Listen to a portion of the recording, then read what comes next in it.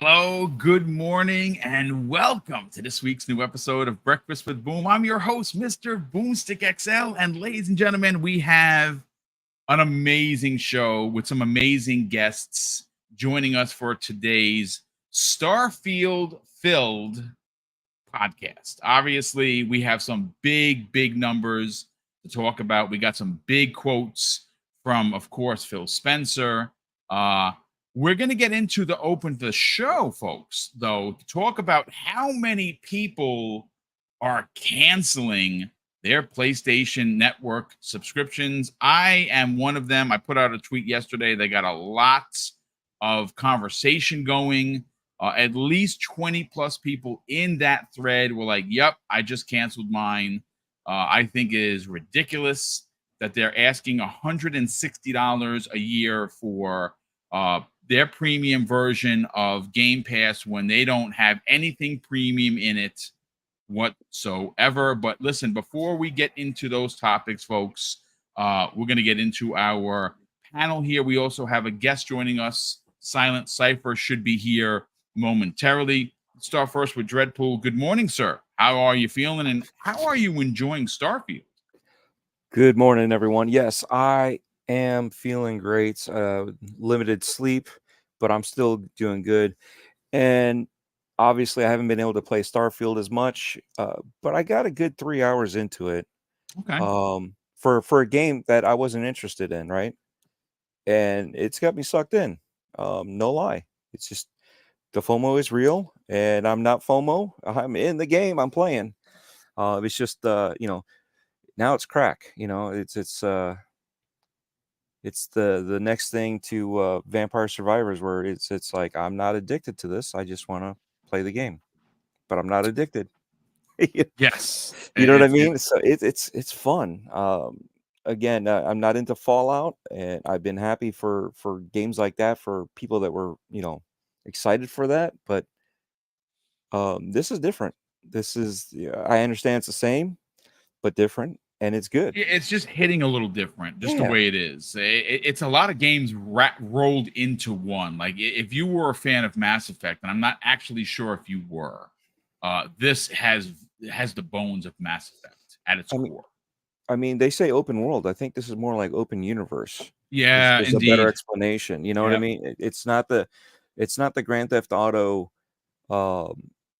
world, I guess you would say, of being able to do anything and anything can happen. This is the open universe of anything can happen. Yeah.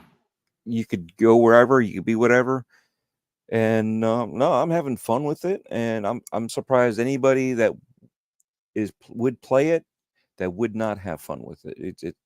It doesn't seem like anybody would have a problem with it. I mean, I understand controls, getting used to it, which is why I created my first character, which I'm getting ready to dump so I can start over fresh with exactly the play style that I want to play.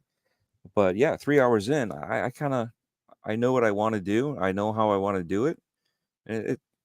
I'm enjoying it. So yeah, Well, that's good to hear, dude. great Because a lot morning, of man. people were like, after 12 hours, it took me that long to enjoy the game, and I think it's a big crock. I see a lot of people in the chat talking about that Jaffe interview that's making the rounds. I'm going to let Crispy Bomb lead that because we're going to talk about that because according to Crispy, he ratioed this dude. Oh my God, So dude. we're gonna get into it. Crispy, good morning, brother. A controversy once again, and Starfield 6 million players in one day after launch. I mean, you know what? There are people trying to downplay that number. Well, it's in the game. Shut up. That's 6 million players. That's more than God of War had in a week. So let's just pump the brakes. We still have to. We still have to get a week under its belt. This is just one day. This game has taken over everyone's conversation, and you know how it's big, and you will agree with me here. When your local news is talking about, when you see CNBC having an interview with Phil Spencer and Todd Howard about a video game, you can just say that they have officially arrived. Oh yeah. Yeah, it's definitely become a phenomenon. So how Yeah, you yeah. I mean, we're at a fever pitch, and yeah. See, my internet's startling. Can you hear me? Yeah, we do hear you. You were cutting out before. Worst case scenario, don't sweat it. You can always back out and come back in. Obviously, the weather has just See, not it's been it's so like great, right now especially it's here. working. Yeah, Yeah. See, all right, maybe I can get this spiel in real quick. The stands need yeah. to Do you think? stop. You're making it worse for yourself. You are Yes. allowing this to take a hold as a narrative. We got people going extreme review bombing right now. Okay. Yep. You are Yeah. making this look bad for yourselves, and you're making this game even bigger by continuing this narrative. We are enjoying it. I am sitting here laughing at you all because I'm actually playing the game and loving it. And let's go there first and leave it at that. Yeah, no, it's great. I had tweeted actually Infinite Number. I had tweeted Metacritic is broken. And obviously I did respond to him. Currently, Metacritic has Starfield at an 87, and the user score with 204 at 270 ratings at a 4.5. Lots of zeros, so we know what people are doing. I think that Crispy's onto something. Yeah, you are literally embarrassing yourself. Going and I would say this. Look, I'm going to say this wholeheartedly. If you are on the Xbox team and you were doing this to like a God of War or Horizon, you should be ashamed of yourself as well. This goes both ways. This isn't just a PlayStation only thing. There are extreme Xbox fans, and I get it. Rah rah and root for your brand. I totally get that. It's like sports, but there comes a point where yeah, you really shouldn't take this that damn serious. It's a video game, and maybe the game isn't for you. And you know what? That's fine. Not every game is for every gamer, but come on, like these PlayStation players, and there are some really like um, prominent YouTubers, and I say prominent. I use the word loosely, but what I mean is that they've been in the business long enough to know that it's going to make them look really bad, and it's like they don't even care. It's again, no names here. We don't do that here, but some of the titles of some people's things are just preposterous. Web Dave, how are you, sir? I know you've been busy as all H. Have you had a chance to jump into Starfield? Yeah, oh yeah. I've put about I don't know, well, a bunch of hours in it. I played a couple days worth, and Mm-hmm. I love it. Absolutely love it, man. It's trying to figure out what I want to do next and how I want to build my character up as far as the stats and stuff go, as to where I want to head next. Do I want to continue with the main story, which I've been doing, or do I want to jump off on some of these amazing side quests that some people haven't even haven't even gone to the main quest? They've been doing nothing but these side missions. So it's exciting. It's a lot of fun, and let's face it, it's an easy 9 out of 10, if not higher. So for me, for sure. Yeah. Oh, yeah. Listen, I'm still doing my review in progress. The more I play the game, I have 2 hours and 2 days and 16 hours in so far.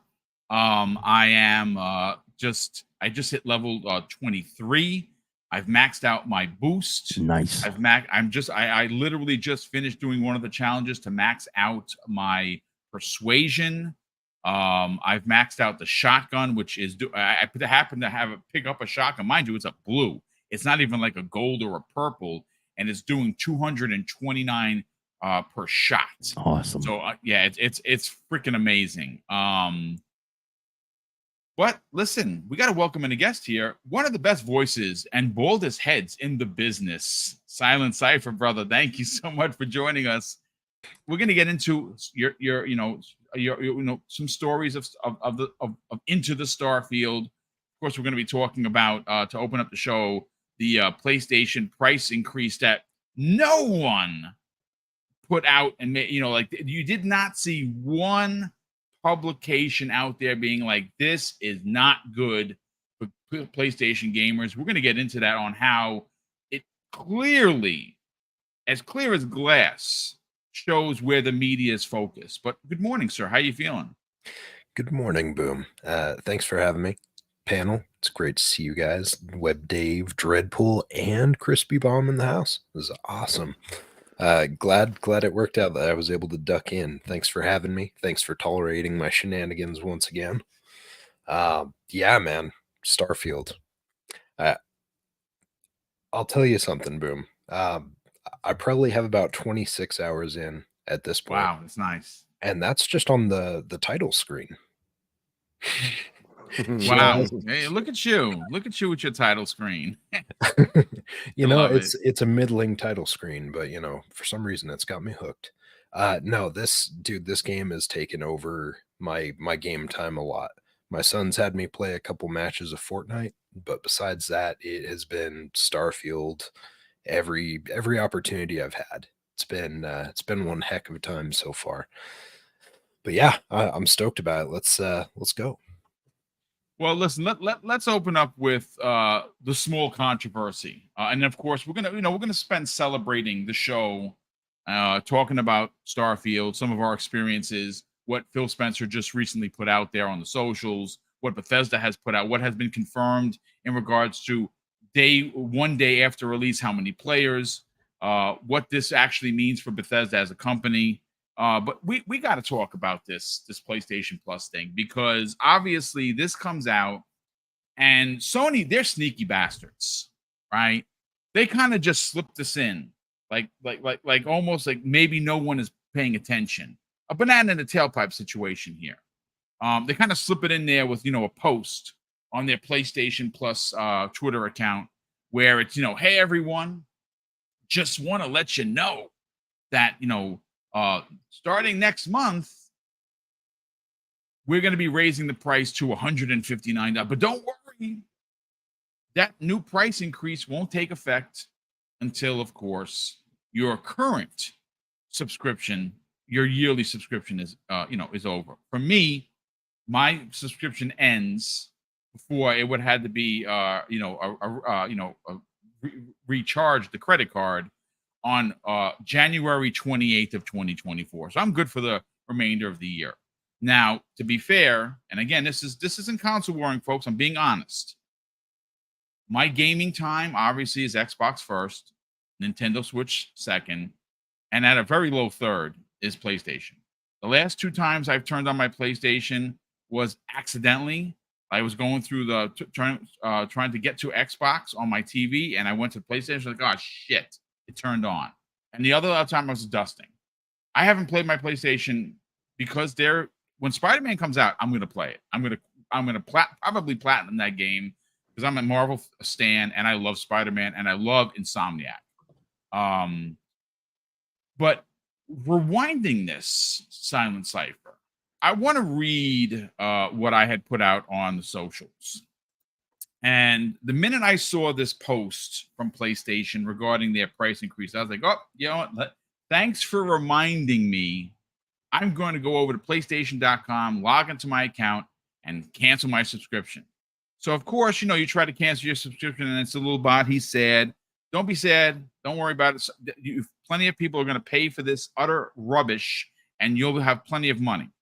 So I wrote on Twitter, I already feel that the $119, $119.99 per year is too much with little to no day and date titles. Of course, I'm not talking about PlayStation first party because we know we don't get that. I'm talking about for like indies and third party stuff. PlayStation, you want an additional $40 and no first party day and date? Nope. And I took a picture of my cancel screen.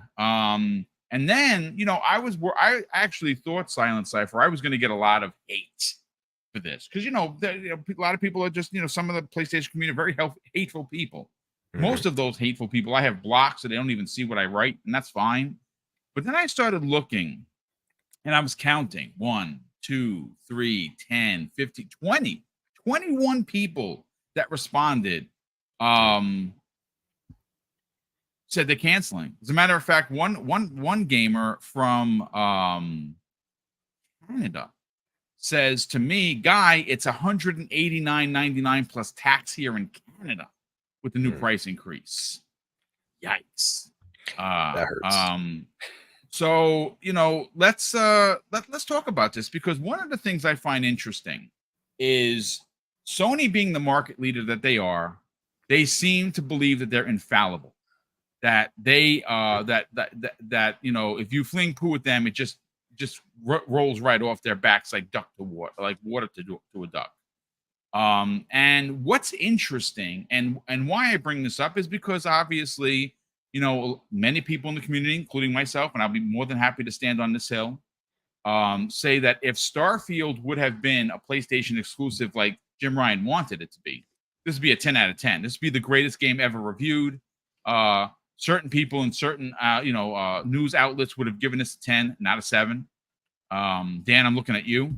We know for sure that you would have given this a 10 if it was a PlayStation exclusive. Many people would not have had a problem with this being an exclusive. So what's interesting here is, yes, everyone is laser focused on Starfield, and by all rights, they should. But you didn't see any pushback from the gaming media at all. Like, no one came out and said, you know something, this is a $40 increase and it's wrong. Not one person. And Sony, like, you know, in this parade of excitement for Starfield, they kind of just slip that in there. Maybe no one will notice. Pretty gross stuff, man. What are your thoughts on it? I go back to what you were saying. The timing, right? The timing is everything.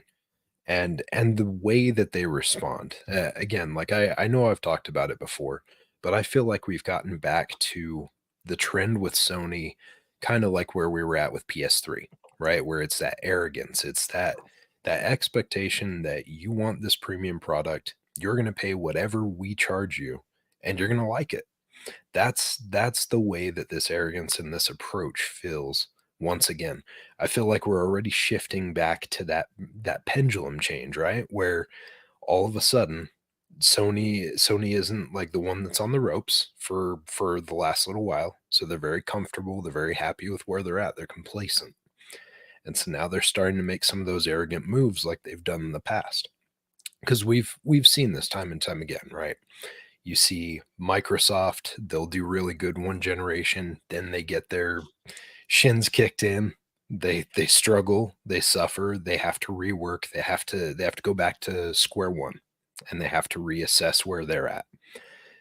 Sony's had to do the same type of thing. We saw it with PS3. We saw them come out with the type of rhetoric like what we're seeing now, which is, you know, hey, you're going to buy this. Oh, and you're going to get a second job so that way you can actually afford to buy this. And we don't care if you can't afford it because you want it. Like there's just an arrogance to it that stinks to me. It doesn't pass the smell test. But this is a trend that we've seen them get into in the past. And I kept hoping, because we saw this with Microsoft also, like to call it even, right? We saw this with Xbox Live Gold just a little while ago. They came out, they said, hey, by the way, we're increasing our prices, we're doubling it, or whatever ridiculous number that was. They were doubling it to $120, and Crispy Bomb and I immediately jumped on, and we destroyed that narrative 100%. Mm-hmm. And the feedback that they got was so heavily negative on that. Like it was good to see them come back to the conversation, say, hey, apologies, we have reassessed the situation, we are not doing this at this time. I was hoping that we were going to see the same thing with Sony, but the feedback from Sony right after they posted this and all of the negative that came out at them for it told me the story that I knew was going to be the case for them, right? It was silent on Sony's side after this happened. They dropped it and they said, all right, it is what it is. Suck it up and pay. That was the approach. And it's gross, dude. Like, and like you said, you know, you post something out there like that. Every now and then you post something out and you're just trying to be honest with people. Is like, listen, this increase is ridiculous. For me personally, I will not be paying this. And you expect that the ramifications are going to be your Twitter blowing up. But in your situation, and much like a lot of folks I saw at that time, I saw a lot of people banding together in the same approach that you had, which was, listen, that's fine. You want to charge that? That's cool. I can vote with my wallet, and I choose not to pay you for this. If this is the way that you're going to go and you think that this is affordable and this is reasonable, the way I see it, show me why it's reasonable. Put your games day one into the service, or give me a reason as to why this is a benefit. If you're going to increase my price, show me why I should be paying you more. But they have nothing to answer with that on currently. Now, I do wonder, and I have had conversations with a few folks where they were saying, well, maybe, I think even Plume was mentioning is like, maybe they're basically paving the path to then announce like, hey, by the way, we're going to start doing these games day The one. day and date stuff. Yeah, that's a lot of people thought that, but that's what you lead with. Hey, we're doing a $40 increase, but don't worry, we heard you, and now we're answering the call. Starting with Spider-Man 2, or how about this? How about this for folks? How about adding, well, I don't know, MLB The Show, which is freaking Game Pass and is not on PlayStation's PlayStation Plus. Like, I mean, come on. Who writes this shit? Are we kidding me? And that's, I think, the part that got me the most, right? Is I expected they would come out there pretty quick after and be like, hey, we understand that you're frustrated with this. We get it. Here's what we're doing, and this is the reason why we're increasing this price. They didn't do that. It's not a we're preparing for this, it feels like. It's a, yeah, we just want to charge you more. We're not going to give you more. Hashtag charge them more. There are t-shirts to be had by hashtag Everborn Saga. Hashtag for the payers is coming out in full effect at this point. And it's just, it's like you said, it's gross. Like it's a bad look. I don't know how anyone over there, at the board, when they sat down, they had this meeting and they had this brain trust to approach people with this, how anyone legitimized this reason and this idea. Like how anyone was like, yeah, sounds like a really good idea. We only have one game that's coming out for the rest of the year, but yeah, let's charge them more. Sounds good. The arrogance is breathtaking. That's the word of the day. It's arrogance. 100%. Anything else you want to add before I bring Chris Bum into the comment? Okay. No, excellent. Man, that's all I got.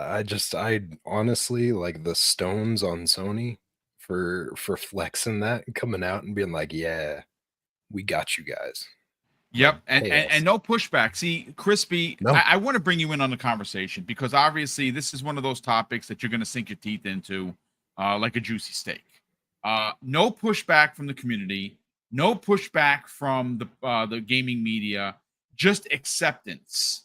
And that to me is just crazy. Like, again, if you're not telling us that it's going up 10%, it's gone up $40 and $40. And the yearly one at that. Now, if you want to take it down to the lowest level, which the only reason why I would even have it moving forward is for cloud saves, because the lowest tier gives you garbage. You're paying now $80. Like they're out of their minds, dude. I mean, you tell them you go from 120 to 160, and you're like, yeah, it's going to stay the same.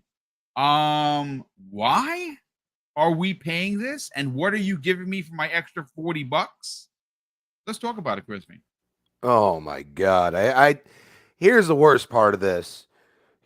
All these stands are worried about freaking Starfield, and they're letting Sony just rake them over the coals. Because guess what?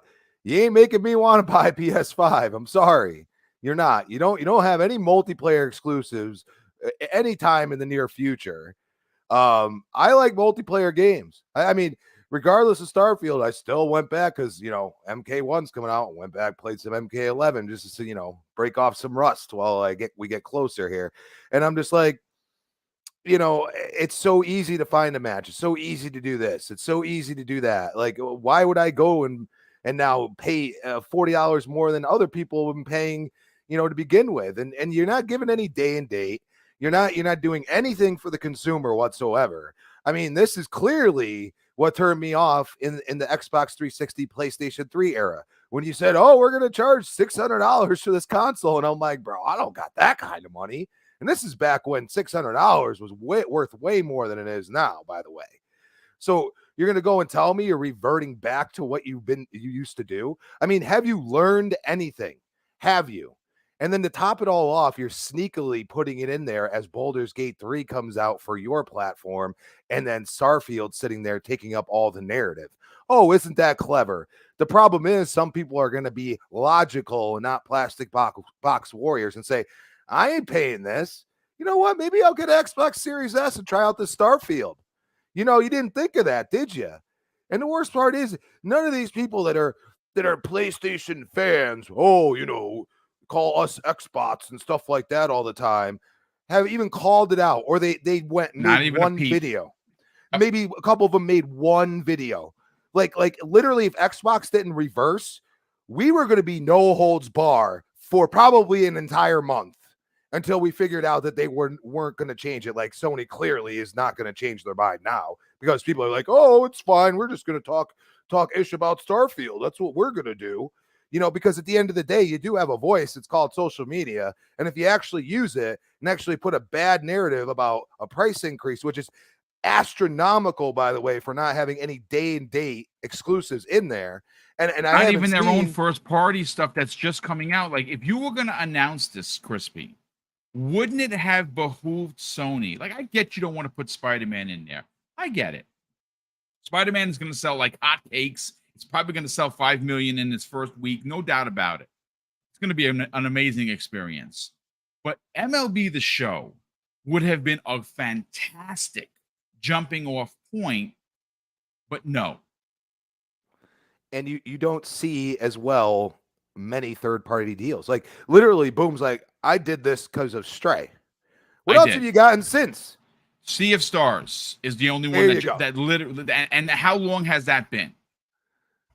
I mean, this is not, you know, people will be like, oh, well, you know, they're not trying to be X, but how are you justifying it? How are you justifying such a large increase? And let us keep in mind, that's for the year. That's if you pay that year and you're actually getting technically a discount. If you pay monthly, I pay monthly on Xbox. I'm not paying a whole lot more than anybody else is paying for a year. Yeah, you can go and get a year or a 3-month or whatever and go to, you know, certain sites and get a good deal on it.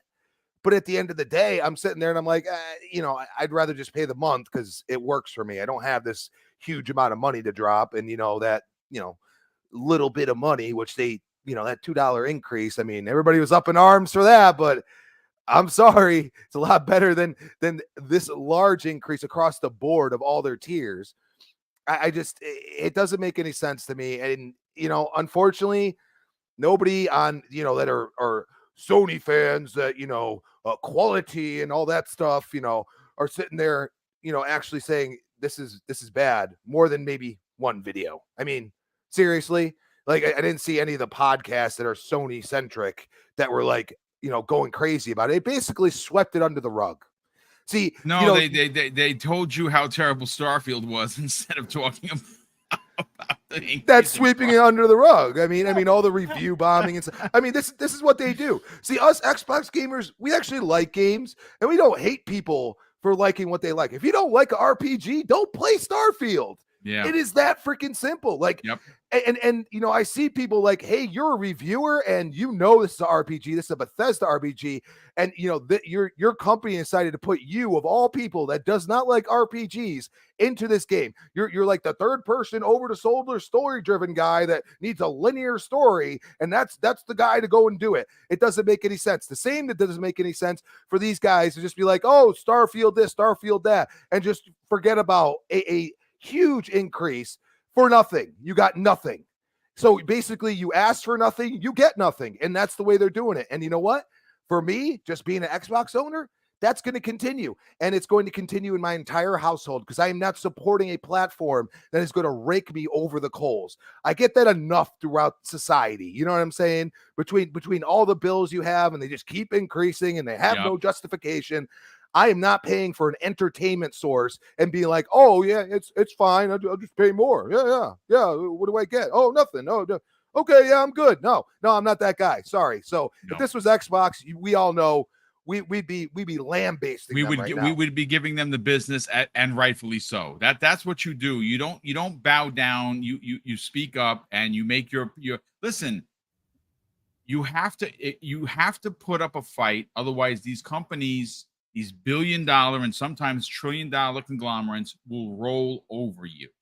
And again, to me, Microsoft steps out of line and they get it tenfold. And us as fans, we get out there and be like, hey, listen, this is the wrong move, as we did with the whole Xbox Live Gold scenario. And they responded. 8 hours later, they responded. Sony is just like, yeah, keep paying us. Like, again, to me, it's bonkers that there's no pushback on a $40 increase with nothing new being added to this. It's crazy. Let's bring in Dreadpool because I want to really kind of get through this, and I want us to talk about Starfield because F Sony with this shenanigans, but we got to talk about it because it is news. But before we bring in Dreadpool, let me catch up on these super chats before they get out of control. First of all, we had a new channel member, King Webb. What's going on, brother? Thank you for becoming a channel member. Super appreciate that. Gerald Mack, who is a channel member, and he has been for 22 months. Gerald Mack, brother, thank you so much. He says, shout out to the Xbox community. Shout out to the hashtag Graybeards. We them boys, we outside in space. Indeed we are. Sin Vendetta. Sin, what's going on, brother? Thank you so much for being here. And also the amazing $20 super chat. He says, you can't cancel your PlayStation Plus subscription if you're not subscribed in the first place. Ah, there you go. PlayStation Plus has never felt worth subscribing to, and the price raising without adding any value doesn't entice me. Yeah, I mean, there you go. Like I said, I increased mine originally because I was going to buy Stray, and my price went up by like $33 for the additional rest of the subscription. So then obviously I was like, well, they're probably going to put some more. They're never going to get day and date. At least that's what I thought. So let me do it just for more indies. And I wind up letting them charge my credit card at the beginning of the year, $120. I'm like, yeah, whatever. And they've put one game in there so far this year. One game that I don't already own. So it's a waste. And on top of that, to add $40 to that is just crazy. Gamers Play HUD Zero drops a very generous $5 super chat and says, good morning, Boom and Panel. It looks like Xbox is having haters for breakfast. Hashtag Starfield, my God. Welcome to Xbox World Order, 6 million strong and climbing.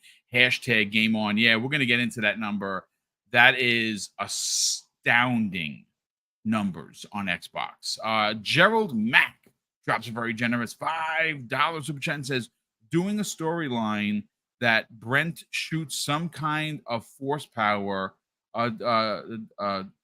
dismiss long and ish, but I'm absolutely enjoying it. I'm still upgrading my ship. Yeah, there is so much to do. Like, I think someone was talking about it on a podcast. They said that in order to max out the entire list of perks, I think you got to be like level 300. And PS, by the way, you want to know how big this game is and how bombastic it is to gamers. Greg Miller has gone through 5 new game plus playthroughs. 5, ladies and gentlemen. That's Mr. PlayStation. There you go. Sin Vendetta drops a very generous and additional $10 super chat and says, boom, I do listen quite often to a few PlayStation-centric podcasts, including Podcast Beyond, which, yes, that's a good one. And everyone is just baffled and irritated by the PlayStation Plus. I didn't hear the new one, so thank you for because obviously that's one I listen to. PlayStation Beyond is one of the better ones for sure. And he says they're baffled and irritated by the PlayStation Plus increase. And thanks for bringing that to light, brother. Torino Johnson drops a very generous $5 super chat and says, sending support as usual, sir. Thank you very much. Definitely appreciate that. I'm 3 days in Starfield, like McDonald's slogan. I'm loving it. I love it. That's so cool. Dread, let's get your take on this. Obviously, this comes at a time where Sony is responsible for several things during this generation. One of which, they raised the price of consoles years after it released, right? Now, I know Microsoft filed suit in some regions, but that we not taking it away from anyone. Price increases suck across the board. I don't care what console you are. They also raised prices to $70. That became the standard because of Sony. Now this. What's next, dude? What's next? I can't figure it out, but I'm sure they will be willing to pay for it. And here's the worst part, right? What happened when some nincompoop decided that, you know what, I'm gonna raise the price of Xbox Gold, right? All of us blasted Xbox for that, right? Every one of us did. Yep. Phil was upset at that person for doing that, going, and overstepping their bounds, right? They overstepped hardcore, and Phil wasn't happy. A lot of the Xbox team higher ups were not happy about this because they're still fighting the 2013. I don't know what you want to call it, but yeah, they're still fighting that drama from 2013, and we're finally getting some good faith, and here they are, and this guy just screws it all up. You know what I mean? So not being a team player and going by the plan and just thinking that they're going to make a name for themselves. What they did, but the wrong way. You know what I mean? So I have no idea what's going on with that person anymore, and nobody knows either. So that's fine, but that's the thing is we all got together as gamers. PlayStation called it out, Xbox called it out, and we're like, this is the whole thing that gamers do. We joined forces, called them out on it, didn't let them go with it, and and they went back and pulled it back out, which is good. But who's complaining here? Oh, a lot of Xbox people. That's who's complaining. And I'm actually surprised that the media is complaining, going, this doesn't make any sense. But the fanboys, those guys, oh no, we're fine with it. We're willing to pay because it's worth it. Worth what? We've already expressed that you didn't give me any value. You just jacked up the rates. So what was it? Oh, get a second job. That was for the PS3, right? That was what they said. Oh, PlayStation VR2, right? Get a third job. That's what I said. And now we're what? Might as well get a fourth job to afford the subscription service. I mean, is that what's going to have to happen? No, You know what I mean? Dread. Because Dread, yeah. I think we have the answer in front of us as to what they want you to do. They just want you to roll over and pay for it. That's no, it. They want you to apply for their new Sony MasterCard. Yeah, there you go. The Pony Express card. They want you to get your 5% discount on probably software only, and just build up a tab. That's the solution. So and that's the thing, right? So to all the Sony fanboys, congratulations, you played yourself. Pause. There you go. Yeah. So, but here's the thing, right? They proved Sony. Think about this. They're masters. They have proved that the subscription services cannot be sustainable. You know why? Because they know how to sabotage it. Literally, they just sabotage themselves. And, even I did not subscribe to it. I was on the bus thinking about it, trying to figure out, am I going to go ahead and do it or not? And I've been going back and forth. And when they were talking about taking off Spider-Man and this and that, and everybody's telling me to go ahead, do it now, I still sat there and I was like, I'm not really playing the PlayStation 5 right now. So even then, I can't see spending it just so I can have a game on there. So eventually I can play it and then maybe not have access to it. So I'm like, you know what? I'm not going to risk spending money frivolously just because of that. You know what I mean? I got other things that I have to worry about, mainly, taking care of the family. Gaming is a hobby. It's not a necessity. Being here with you guys is kind of a necessity. I like being here with you guys in the chat, but still, this is a hobby. This is not life and death situation where we're lack of feeding our families or keeping the lights on. And that's the thing is these guys don't get it. There's other things that are more important, but we should be able to relax, have our downtime and this and that. But you can't relax and have downtime if you got to keep working just to afford something like that. And unfortunately, I cannot unsubscribe because I've yet to subscribe. Yeah, listen. You know what? The way I see it is, you have to vote with your wallet, folks. You got to tell these conglomerates that what they're doing is unacceptable, and this is one of those just unacceptable moves. And you know something? I hate to say this, most of the Sony community is not even going to say a peep. They're going to have their heads turned where Sony turns them. If Sony says, look this way, they're going to look. Say, look this way, they're going to look. And the gaming media, even though maybe a couple of them said something about this, you know what would have been pretty interesting, and maybe Sony responds? Maybe if all of the big gaming media, the IGNs and the PC gamers and the GameSpots, those same guys that gave a 7 to Starfield, who we all know 40% of their ad revenue, folks, news breaking, 40% of their ad revenue comes from PlayStation per year. 40% of their entire company's ad revenue is from PlayStation. You don't think those 7s are on purpose? You don't think the reason why none of these big conglomerates came out and said, whoa, how much you want to raise it? Oh no, that's not good for the consumer. But Game Pass, unsustainable.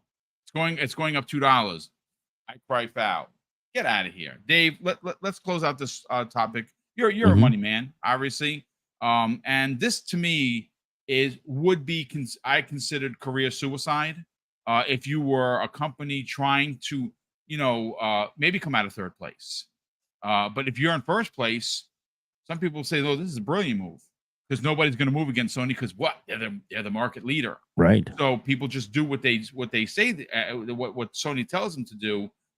And people in the chat right here, Justin just said, "Oh, I just canceled mine." He's not the only one. No, I know you're right. It's okay. So they did it. They released the information strategically. Yes, they did. Yep. when Starfield's coming out and all the focus is on Starfield, they did that on purpose because they wanted to get some pressure off of them. It's kind of like and this is any presidency, but like if there's some kind of bad news that comes out of the White House, they do it on a Friday afternoon when reporters can't get to them, and then they can let it die down or cook over the weekend, and then by Monday they're like, oh, what? Oh, we moved on from there. Yeah, so that's exactly what it was. It was a definite play to get the pressure off of them, and I do subscribe to it. The only thing in my mind's like due up in like February, I guess, is when it, and I'm not planning on renewing. They usually around the holiday they've done some specials, like you can get a year for a certain price. Yeah. So maybe they'll have a special where you can get it for last year's full price for the year. Maybe, I don't know. And that would just be the bare minimum for me. The absolute cheapest one is the one I go for, because the only reason I do it is for the cloud saves on my save file, basically, and of course pretty good library of games you have access to. But that's the only reason. And I don't play mine much. And my daughter just the other day was like, she was all excited to get Final Fantasy, and just the other day she'd been playing Starfield nonstop since it came out, and she's like, "Dad, I'm thinking about selling my PlayStation." And I told her not to. She goes, "Yeah, but they raised the price on this." I said, "Cool, cancel that." But she doesn't have in her computer, she doesn't have a DVD player, she doesn't have a Blu-ray player. So I'm like, keep it. And plus she's got a lot of actual games that she really likes, the whole Kingdom Hearts series. those are great. Just hold on to it for her, but don't but definitely don't renew. There's no reason to. But the only thing I'm worried about, I want to make sure that people realize they need to do this before their subscription runs out, is you need to go into your save files because they're online. Yes. And if you have like me, Ghost of Tsushima, that I've put a hell of a lot of hours into, and I love that game, I need to go up there and I need to download that to the hard drive, or they're lost forever. Yeah. Yeah. Not if you miss a month, say by accident, and then you want to go back and resubscribe, your save files aren't there anymore. They're gone. They clear Yeah. instantly. They're gone. So Yep. it's like you need to make sure that you move those down. So if you are, like most of us, are canceling or no longer going to renew, make sure you go public into service the actual announcement, game and download. That's great. Great See, public service announcement, dude. That's a Yeah. flaw in the system, right? That's a flaw. Well, That shouldn't be there. That's I like mean, an that's what they want. intentional. That's an Yeah. intentional flaw Yeah. baked in. Like that's They want where you to, put that FUD in, right? You put that fear, uncertainty, and doubt of like, oh, Yeah. well, if yeah. I get rid of this service, And then I'm remember gonna when they lose all very my first came saves. out, you had to go through like hoops if you had a PlayStation 4 game and you wanted to play it on your PlayStation 5. Well, those saves didn't just pop over. You had to go through, I mean, it was literally a mess to basically, you had to download 4 version to your system to get the save file on your system, and then download the PlayStation 5 version, play a game on it, pull that save file, and then delete 4. That's how Dude, much of a mess. Do you Wow. remember It when was. Sony came out and actually because they released that? They released like the walkthrough Mhm. of how to How actually to do do it. that. It It's felt like like you were a trying. thesis. Yeah, it was Yeah, ridiculous. dude, it felt like you were trying to start up a nuclear weapon or something. It's like, what in the hell are we doing here? Like, that's the whole idea for us with consoles, right? Is like you plug it in, and to take the quote, it just works. Right? Like that's the whole idea of But consoles. remember, they're all Like, about you don't have to do generations. Yeah. Oh, Sorry. Yeah, well, yeah, they're also for the payers. Yeah, which exactly. is not good. Not Yeah, there definitely was not good. another member chat that dropped in there, but I'm Yeah, just like, I'm gonna get to it No in worries. a hot second. Yes, thank you so much for that, Dave. As always, listen, good stuff from everybody.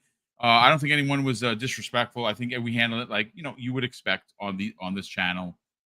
And you know what? You got to call them out on their BS. Sorry. And Sony is not going to listen. And the media is not going to move against them because they butter a lot of bread. And if you are having your bread buttered, you are having your head turned. And unfortunately, that's that's I guess the nature of the business. People got to keep the lights on. And Turn your head and cough. You know, yeah, you know what's funny is I Oh, still find it I still find it comical that Boom was cleaning the house and accidentally turned on the PlayStation. It's like I'm picturing him trying to hide behind the coffee table, like, oh shit, it turned on. Like, no, don't actually, look that's at what me. happened. Actually, We're coming to get you, I Boom. lift it up. I go underneath it with the Swiffer. I like a clean house. Nothing wrong with that. And Oh, it no. turned on because I pressed the power. I'm like, oh shit. Now I got to stop what I'm doing. I got to wait for the thing. Oh, you have an update. So you know what I'm saying? It's just a big old pain in the ass. Anyway, listen, let's move on to why we're all here. And that is to celebrate some incredible numbers for Starfield. We got some quotes from Phil Spencer. We got a 6 million plus players. We have Phil Spencer confirming more than 1 million concurrent players on both Xbox and PC. Lots of big numbers. We're going to get into it in a second. Drawn TJ drops a very generous $5 super chat and says, "New game plus is not worth it to me. Losing my ship and my guns, no thanks." But you get a new ship and you keep all your stats and all your perks. You just have to just literally starting over. All those missions that you did, it's starting over. Some people, I say keep 2 saves. You keep your I'm going to play until the cows come home save, and then your new game plus save, and you can play in both worlds. Navish Fox, because the K is silent. Navish Fox, who's been a channel member for 1 month. Thank you so much for that. Says Phil Dominus Maximus learned his lessons taking over Xbox after the Xbox 360 era and transitioning to the Xbox One, and it seems Sony did not. We did it then. I mean, arrogance is the word of the day for Sony. It has been for many, many years. They make great first party games. They make great hardware. That no one is denying that they didn't just show up and win.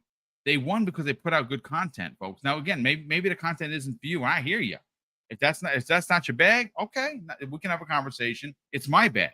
I like the single player stuff. But their business practices are egregious. That's a fact. But Crispy, let me bring you in on the conversation.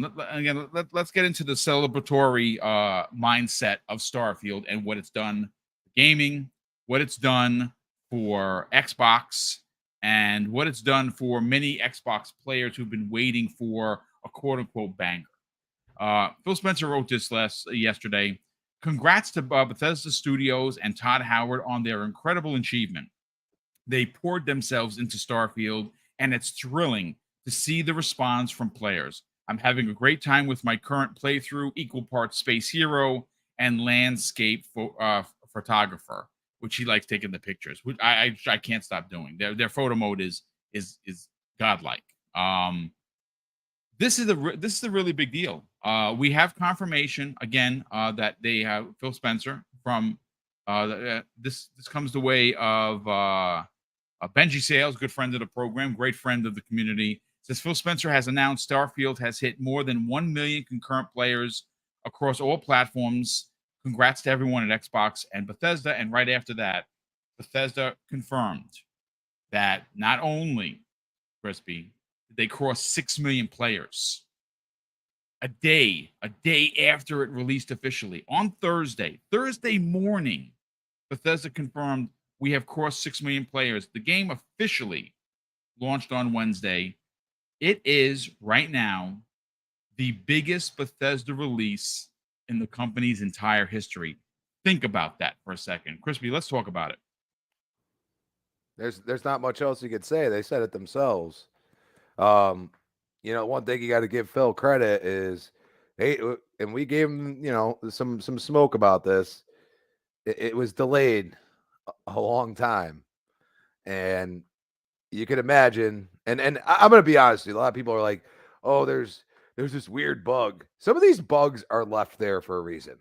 I'm telling you that right now because Bethesda has a quirk that people enjoy. Like when you kill a body and it's sitting there like vibrating, that was probably just left there, to be honest with you. There's certain aspects of a Bethesda game that people really they say, "Oh, I still love the fact that this happens."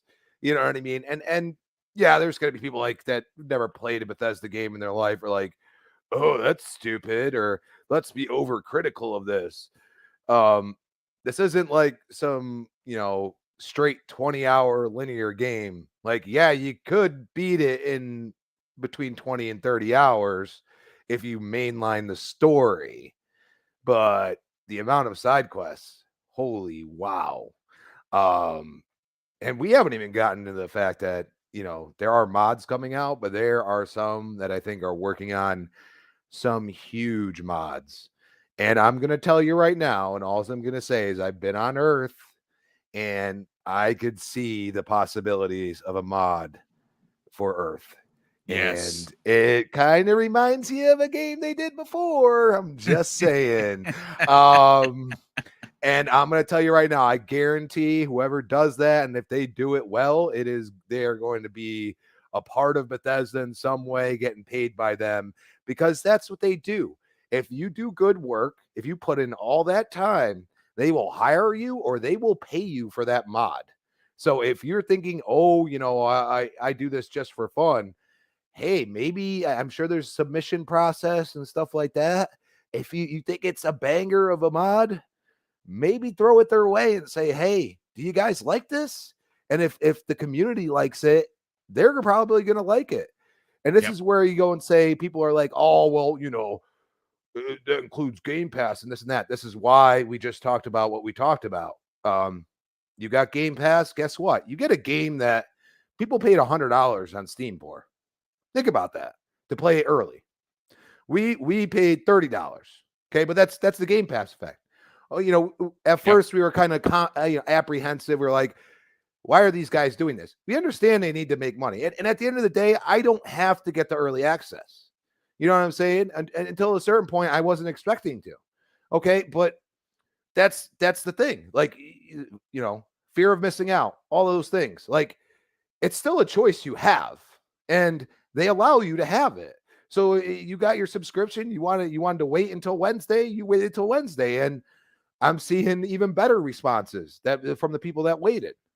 You know what I'm saying? And they are enamored in the fact of the amount of choice and everything else. And I mean, that 6 million is going to be nothing in like a month. In a month, they're going to look back at that and be like, maybe. Well, I mean, because the game, it is a single player game, but it has so much in it that, you know, look at freaking Greg Miller, dude. Like, are you kidding me? He played the new game plus 5 times, dude. He is enamored. A lot of Kind of Funny is just like, you know, they had good critiques, but at the end of the day, the enjoyment you get from the game should be a part of the score. If you say you like the game, if you say you like the game and it is fun and everything else, but you give it a 7, I laugh at you. I say, where's your credibility? And this is where the gamers are gonna, you know, you could review bomb it, you could do whatever you want. The gamers are going to speak for themselves. And if they like the game, they're going to say it and they're going to keep playing it. And that's all that matters to Xbox. They don't care about all this hoopla on the back end. Actually, at the end of the day, they're probably like, hey, bad news is still news. So you guys want to, you know, hate this all the way till, I mean, I've never seen a game still talked about for this long. Like how long did everybody talk about God of War? I don't remember it being this long. It had its fanfare. You know what I'm saying? It had its fanfare, but this is on a level I don't think we've seen since like Halo 3. Like being completely fair and honest. Like I said, I've been saying that for a while, Crispy. Like this is the fever's pitch behind this game. How many stories have you read on the socials where I was hanging out with my brother, I was playing, you know, on my ROG Ally. He saw it. We went to Best Buy and he bought an Xbox and Game Pass. Like I saw tons of those types of stories. This is a system seller.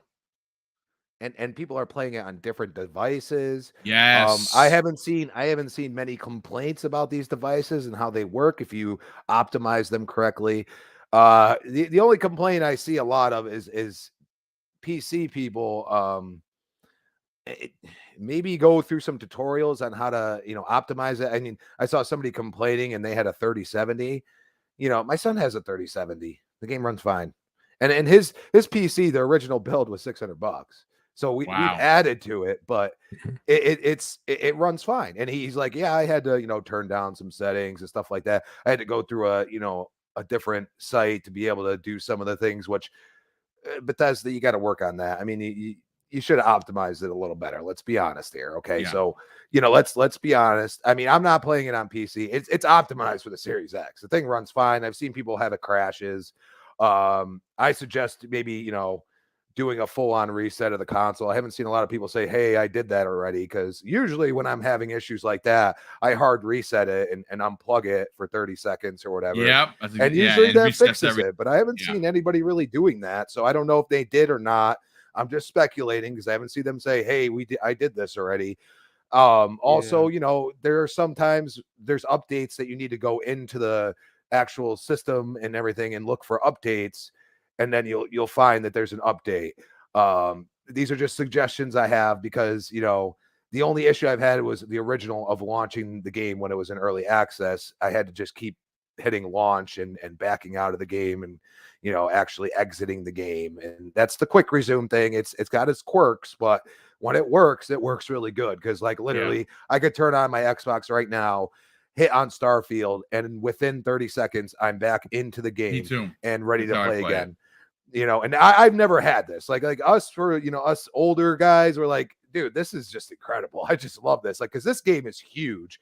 And to be able to get right back in and not go through any BS, you know, like you remember, like you get into Fallout and you have to go through the whole screen and then go to your save file and all that. No, it's just already there. I mean, it's a glorious thing. And this is where I go and say, like, Xbox is going to continue to put out these numbers because they look at engagement. Okay. They don't care if you paid what you paid or not, if you're in Game Pass or not.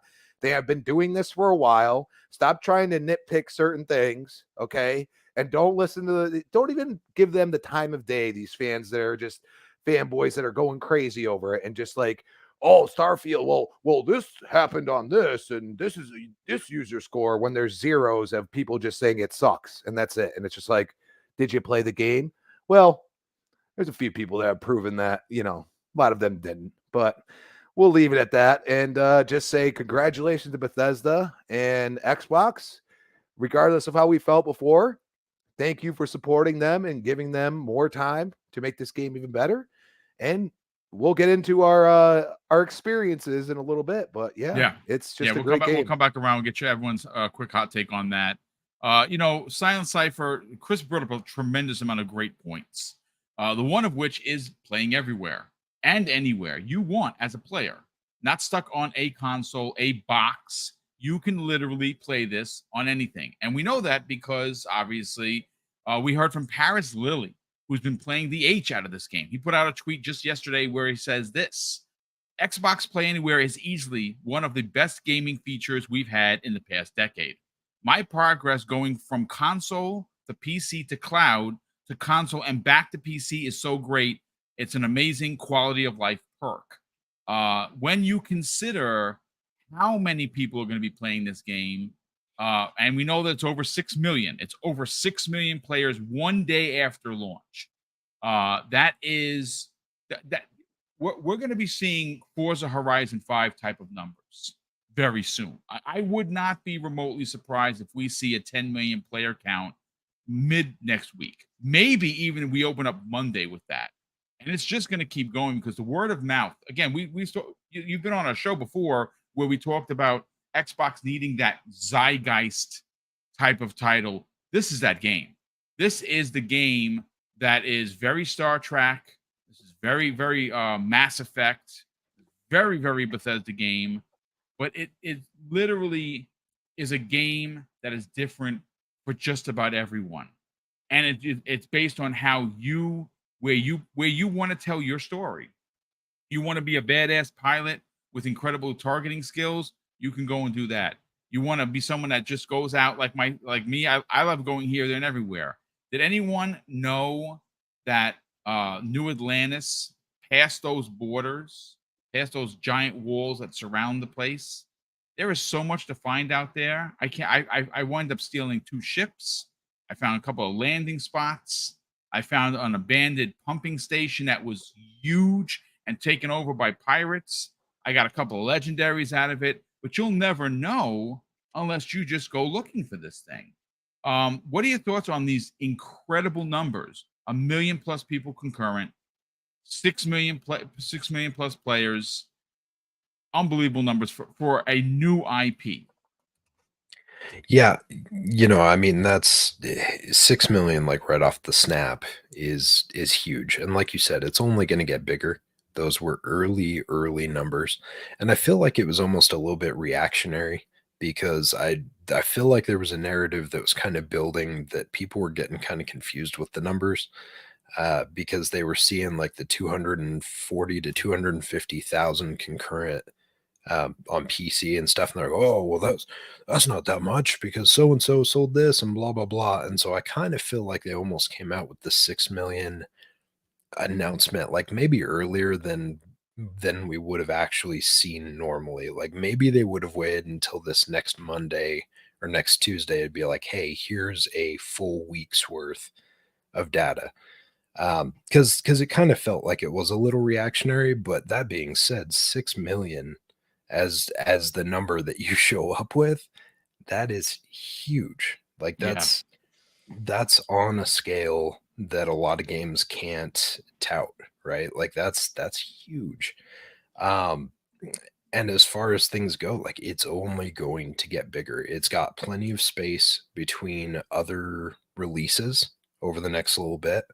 So this thing literally has all of the oxygen in the room. Like it is 100% what everyone is talking about. It's it's funny. I'm sure you've probably noticed it too, but it's like when I post on Twitter and I put anything, it doesn't matter what it is, be Starfield or whatever, I've noticed a significant reduction in the amount of engagement that I've seen on posts. And I realized, I was like, where is it? Oh, that's right. Everyone's playing Playing. Starfield. Yeah. Like it's funny. The only things I generally see on Twitter right now are Starfield related, be it good or bad.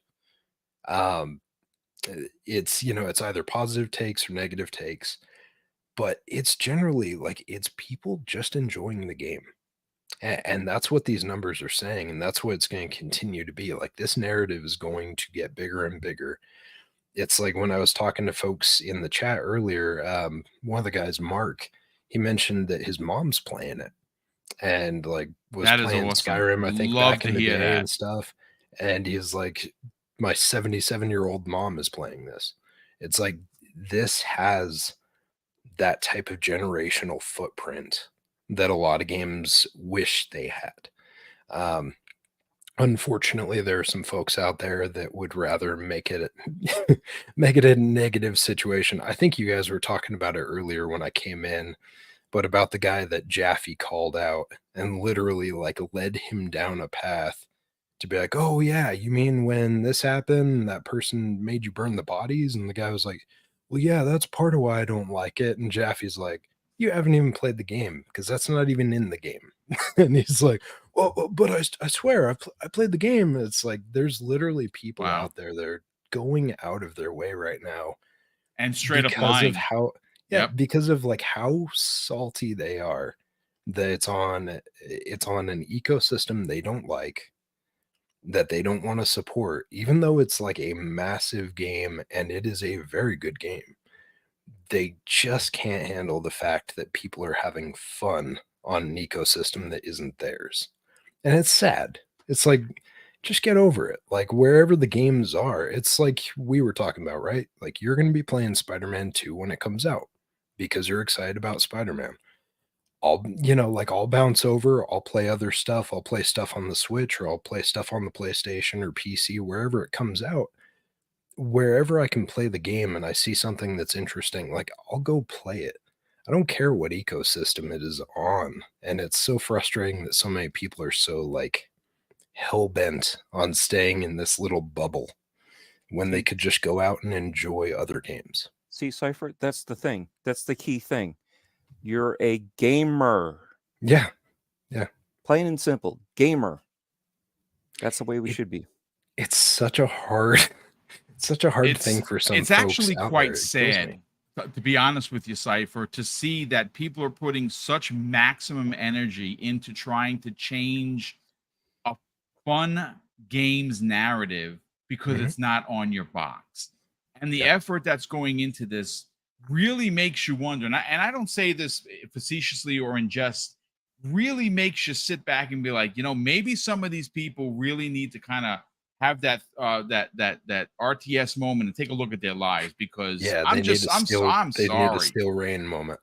Yeah, absolutely the steel rain moment for sure. Listen, we're gonna get your experience. What one of your favorite experiences on the back around, but let me continue with the folks here. Dreadpool, 6 million of anything is a big deal, and you know what? I'm all about numbers, right? I'm all about bringing the evidence to the conversation. God of War Ragnarok, which is an amazing title, gorgeous, right? No doubt about it. After 7 days of in the market, 5.1 million sales or players, whatever Sony was. We're at day one after launch, Thursday morning. And the exact tweet from Bethesda is, as of this morning, we have crossed 6 million people playing Starfield. That is one day. That is one 24-hour day after it.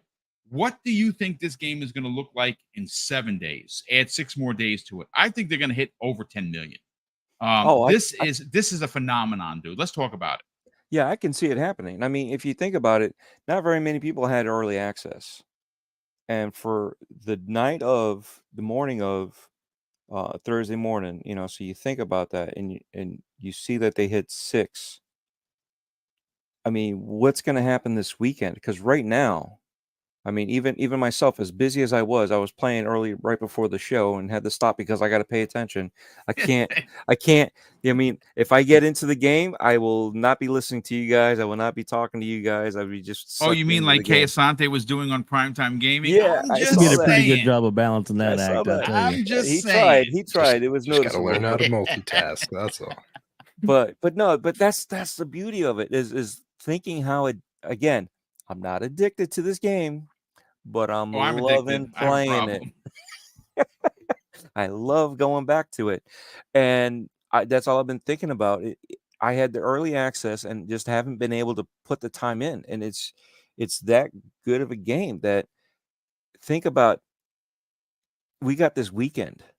Think how many people will be that don't have access right now, or I'm sorry, they have access, but just don't have access in time to Yeah, play it time right now, and yeah. they're going to be playing it tonight. And then you got all day Saturday. Think about that.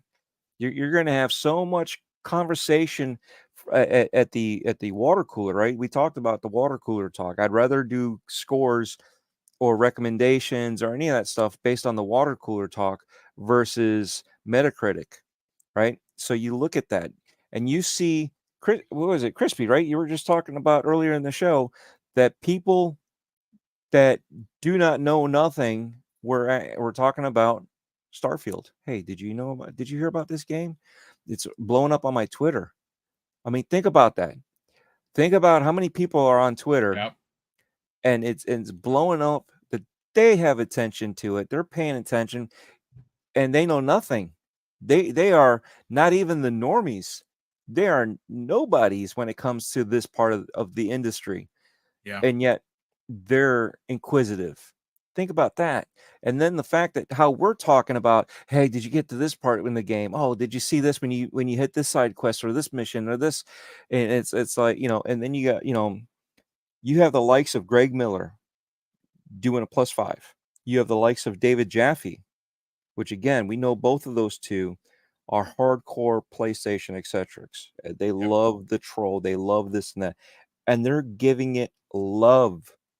So when you have those type of critics giving it love, and you have, I don't know, like Silent Cypher said about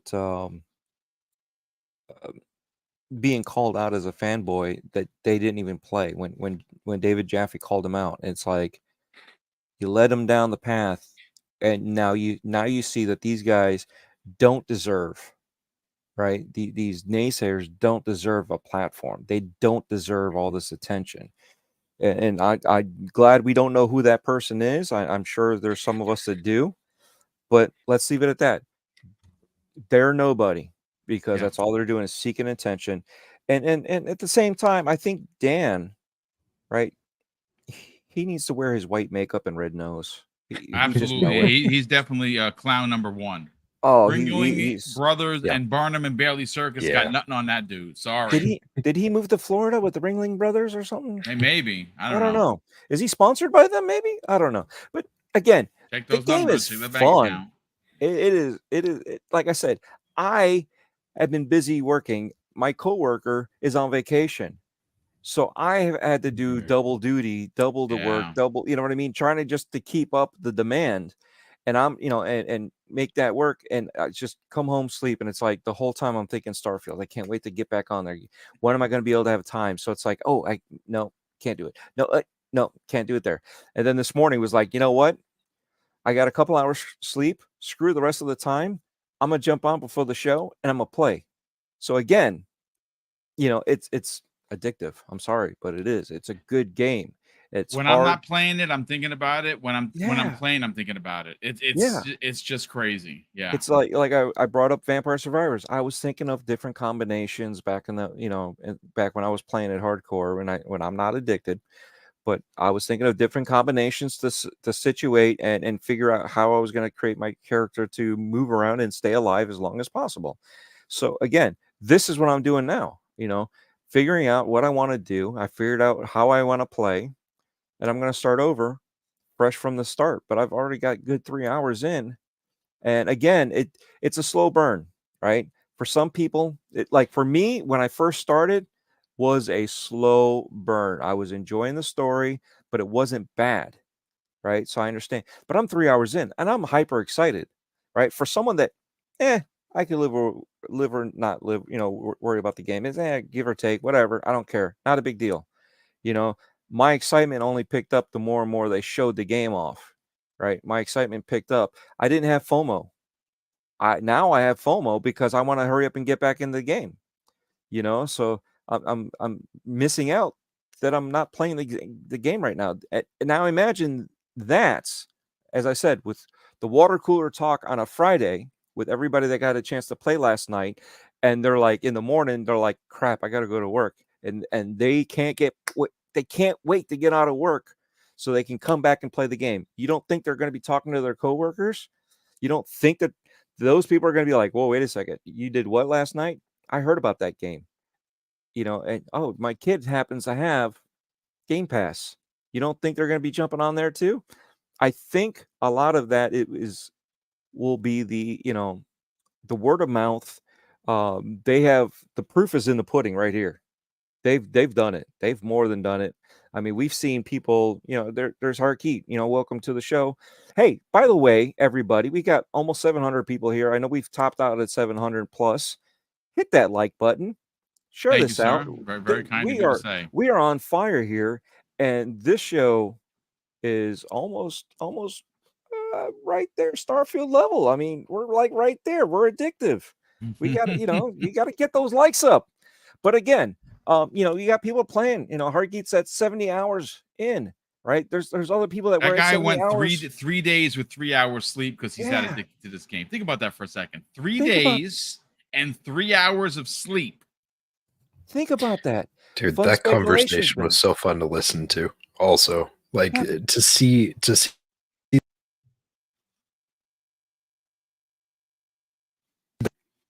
Like most people would be dreading the fact that they hadn't gotten that much sleep. And he was like, "Oh my God, this is so good. I've only had 3 hours." You're just like, but you see, it's crazy. And that's what I'm getting at. It's so addictive. We there you go, Neo Mental, your brother. Yeah. 90 hours in. What is sleep? But that's the thing. This is the excitement. This is not overhype. There is no overhype on this because I was not hyped for it. I am excited. There is no hype. There is more than just hype here. This is excitement. And I see it across the internet for those that are loving the game that even said, this is not my type of thing. It was a slow burn. I don't do this type of game. I've seen a lot of it out there. I've seen the people that were saying, hey, I love this game. I love this play style. And then I've seen I have seen some people say, you know what? I'm just not feeling it. But they played, and that there's nothing wrong with that. Don't belittle anybody that is not a fan of Starfield. My only thing is, don't listen to the clowns that have not played the game or are talking about how great the game is and then score it lower. Don't listen to them. Listen to your heart. Play the game. If you like it, you like it. But I have a feeling you will be as excited as I am about getting back to this game. Yeah. No, I absolutely agree. Dave, let's get your hot take on this, brother. 6 million players. We're only 2 days removed from the official launch. Mm-hmm. We did know that there were 1 million people on PC that bought the early access, over 1 million people on Xbox that bought the early access. But that's only 2 million people, right? 4 million people afterwards have come to this game. 1 day after, total of 6 million plus people, 1 million concurrent across both platforms. There are a lot of highs for this game, very little lows, if any. Let's talk about it. And the funny thing is, there are people that are convinced that Spider-Man 2 is going to sell more copies than this. It's just not going to happen. Even on Steam alone will blow away the PlayStation numbers. Just saying. Truth hurts, but painful as it may be. But yeah, it's amazing, dude, and it's going to keep growing. Going to absolutely keep growing. Dude, this is just the beginning. and the more and more people find out about it and find out what everybody's playing, and not only that, for years to come, like Skyrim, they released the Game of the Year edition and this and and they're back on the charts again. I mean, it's going to continue to grow. This is the monster, and we're not even into the modding scene and what they're going to be able to do to it, that kind of growth and the fun and the craziness and the things and the innovation already is through the roof. And of course the hacks, the tricks, the all that kind of stuff are already just like, dude, this is so much fun. It's I love it. Boom. Are we done yet, man? I gotta go back to play some Starfield. I'm just kidding. Yeah, well, we're actually gonna be done on time. Guys, check this out. This was a random encounter. I was actually trying to find what this guy's name. His name is the Hunter. He's a bounty hunter. My brother ran into him and he killed my brother because my brother killed a bunch of people. And he had to reload his save. I'm gonna try. I don't know if you can. I'm gonna try and get this guy into the party. Like crazy. The random encounters in this game. We're gonna get to that. You need in a that second. helmet though, for sure. Yeah, the helmet is dope. There's no doubt about it. But like I said, he just happened to fly in. I'm like, oh, who's that guy? Like, and this would be great for the co-op because he could be hunting your brother every single time you play with him if you can bring him into your party. Those little nuances would be great. Yeah, but, well, I'm gonna try. I don't know if he can. I don't know who he is. What he's not a part of any faction. He's a loner. He's just a bounty hunter. But it's like I said, it was a random encounter. He just happened to jetpack in. Like I said, he's like a Mass Effect version, in my opinion, of like the Mandalorian, and that's what he reminds me of. Listen, let me get to these super chats. There's been a ton of them, so let me catch up with those, and then we're gonna get into our. Well, I'll get into yours because I've already kind of put it out there what my experience has been. Like one moment so far has jumped off the page for you. Chris R in the chat drops a very generous $5 super chat and says, I almost forgot. I got PlayStation Plus for cheap last Christmas. That should give you an idea of how much I actually use it since he canceled his subscription yesterday. Navish Fox drops an additional very generous $10 super chat and says, I have to say this in a super chat at Boom. Comparison, PlayStation 5 equals Xbox 360. PSVR 2 and the Q equal the Kinect. PlayStation 5 Pro equals to the Xbox One generation. Mark my words, market switch late 2025. Yeah, they certainly are going down that path. That is a very interesting theory and thought. Brother, thank you so much for the generosity. He drops an additional $2 super chat and says, how about the strategy game drops on Xbox? Well, they have been brilliant. They have been absolutely brilliant. And mind you, Motorsport will be here next month. We also have a XX Wolverine Double X. Drops a very generous $2 super chat and says, Constellation Edition is goated. Yeah, it is. It's probably one of my favorite collector's editions in a long time. The Board Game Renegades drops a very generous $2 super chat and says, Starfield is one of the greatest games ever, period. I love it. Yes, I agree. One of my favorite RPGs of all time so far. Sin Vendetta, his generosity has no end. He drops, folks, an additional $20 super chat and says, I'm about 30 hours into Starfield and I'm having a blast playing it. From exploring the galaxy to researching to modding my weapons and spacesuits to shipbuilding to trying to romance Alejandra. Yeah, and a lot of people went with her. I married Sarah, and I'm okay with that. I met Alejandra much, much later. Starfield is something special. Indeed, it is. Son of Skyrim, 75, who's been a channel member for a month. Thank you so much for that. Says it's the save bloat issue that Oblivion has. Keep recent saves under 5 and you're good. Yeah, I had gone through the 40 that you're allowed, and I had to go back and delete some like really, really earlier ones. Yeah, keep it tight so you don't lose track. Because if you start saving, he's absolutely right. If you save like 13, 14 times, you're not going to remember. Keep it to like 5. Maybe you want to make it a little bit more, but save constantly. Trust me, it'll be worth it. Drawn TJ drops in a very generous additional $5 super chat and says, the 3 guys that sound like each other and Marcus Phoenix. Maybe I missed. I'm not sure what the context is. That three guys that sound like each other and Mark. Is there characters in I it that guess sound like? Yeah, I guess there's a quest somewhere. Okay. Oh, I Adrian. thought he was talking White. about us. Yeah, I don't know. Maybe. Oh, maybe. It was. Yeah, might be my New York accent, but and definitely Silent Cipher.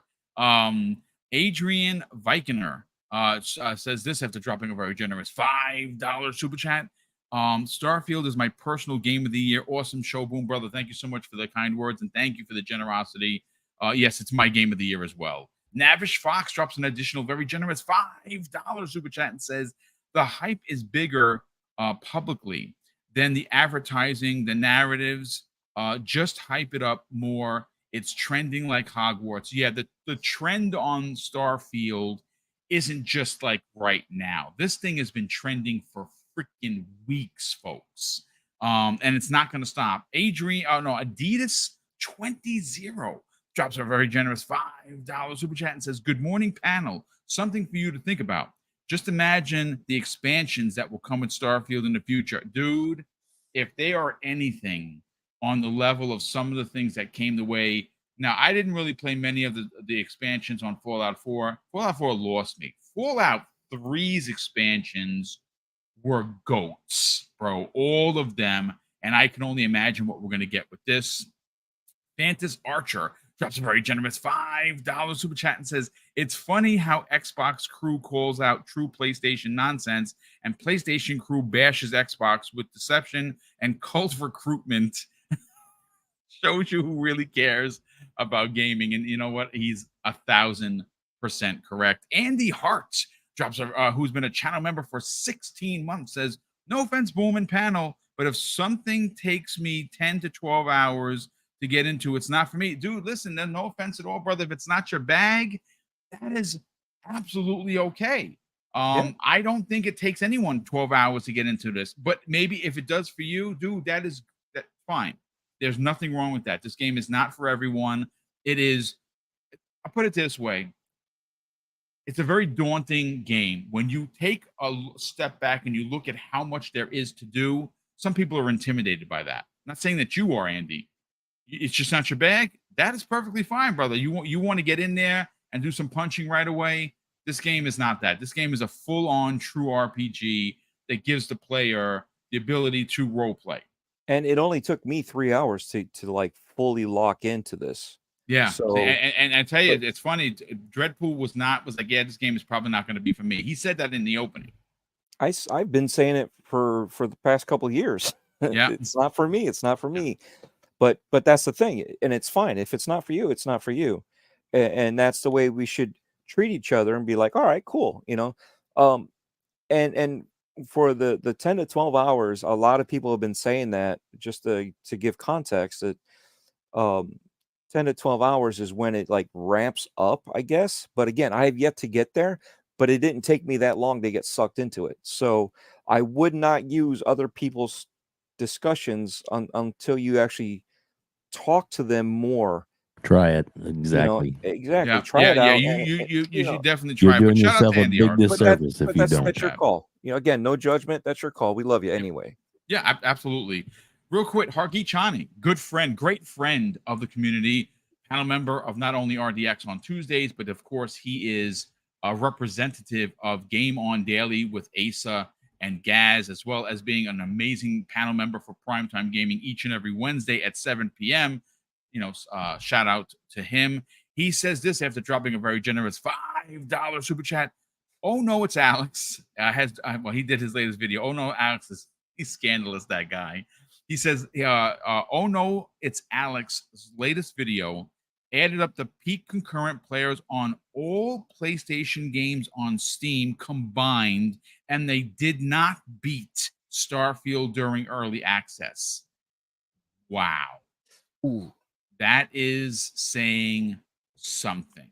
As Thank you so much Kelso would say, burn. Burn. Yeah.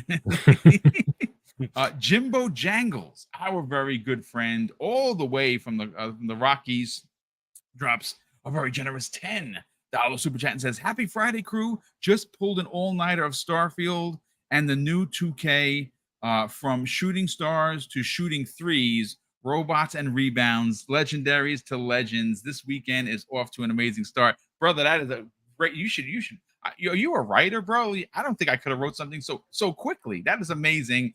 Congratulations on enjoying yourself. Yeah, as soon as this show is done, Starfield's waiting. It's literally waiting. Son of Skyrim drops a very generous $5 super chat and says, I was referring to loading screen freezes caused by save bloating. Okay, thank you for the clarification. I've only had 2, and it's when I had a ridiculous amount of saves. Thank you so much for that. So Son of Skyrim is saying, folks, there is a bug, which these games have, and it doesn't happen all the time. It happened to me twice. Apparently, if you have a significant amount of save bloating, what he means is that there are 40 slots that allow you to save, whether it's you're saving manually or the game is saving for you or you're quick saving. Try to keep it tight. You want to keep 10, that's great. I say keep it even tighter, because what it does is it allows you to go back on a save. And if like if you've done a bunch of stuff and you're about to do something else that's going to potentially risk what you've done, do another save, but try and keep it tight. I absolutely agree. Thank you for the clarification, brother, and thank you for the generosity. Crispy, I want to start with you, man. Let's get into what is your highlight experience so far on Starfield? Like, what is that one moment you were like, wow, I can't believe this game did this? I'm going to be straight with you. I have never played a game that uses a less gravity experience than this one. I mean, so I started the Vanguard quest line, but I'm one of those people, I will just be like, you know what? I want to go here instead, which I can confirm, people. You don't need to have anything there, which if you go to Earth, you'll understand what I'm saying. And you can just land wherever you want and you can just walk around. Because me, I'm trying to find a landmark at this point and be like, where am I on Earth? Because you really can't figure it out immediately. So I've been walking around Earth for like 20 minutes, and that's where I left off. But before that, if you're going on that quest line, you go on to Luna, which is Earth's moon, and you're sitting there, and this is where Jaffe knew immediately, by the way. The guy went into no specifics, and you could tell immediately that he had not played the game. I'm sorry. So just want to put that out there. You go to Luna and you get out, and like, I don't have the jetpack. I haven't really done anything but made sure that my weapons are viable enough to be able to fight anything at this point. I have a ton of ammo. Get as much ammo as you can. It disappears very quickly. And it's no weight. There's the ammo that doesn't weigh you down. So you can have thousands of rounds and it doesn't affect you. You don't get encumbered with that. It's everything else that will weigh you down.